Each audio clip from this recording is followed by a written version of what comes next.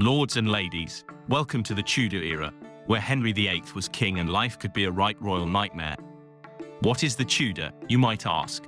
The Tudor dynasty was a royal house that ruled England and Wales from 1485 until 1603. The Tudor period is considered a significant era in English history as it marked the end of the medieval period and the beginning of the early modern era. Now, where did it all begin?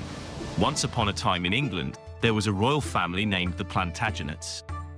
They had been ruling the country for over 300 years, but their reign was about to come to a tumultuous end. The War of the Roses had been raging for decades between the Plantagenets' two branches, the House of Lancaster and the House of York. Finally, in 1485, the decisive Battle of Bosworth Field saw the death of King Richard III and the rise of a new dynasty, the Tudors. It all started with a lady named Margaret Beaufort, a descendant of King Edward III, who gave birth to a son named Henry Tudor. Henry was a bit of a long shot for the throne, as his mother had been married 3 times and was only 13 when she had him. But don't count him out just yet, as Margaret was determined to see her son become king, as the Earl of Richmond had a claim to the throne through her, who was descended from the Lancastrian line. After some scheming and plotting, Margaret arranged for Henry to marry Elizabeth of York, the daughter of the previous king, Edward IV. With the support of Elizabeth's family and a few powerful allies, Henry raised an army and sailed across the English Channel and was able to overthrow the current king, Richard III, at the Battle of Bosworth Field. In a stroke of luck, Richard's cavalry charge failed, and he was cut down in the thick of battle. Henry Tudor emerged victorious, and just like that, the Tudor dynasty was born.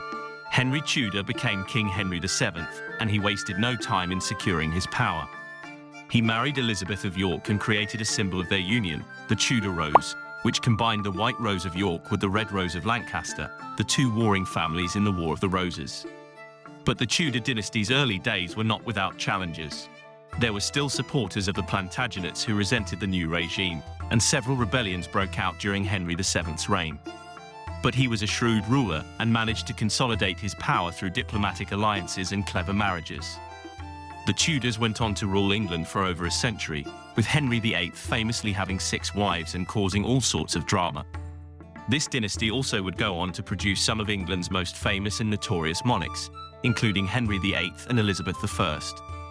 But it all started with Margaret Beaufort's determination to see her son on the throne, and a bit of luck on the battlefield. So, let's raise a glass to the Tudors, a dynasty that truly left its mark on history.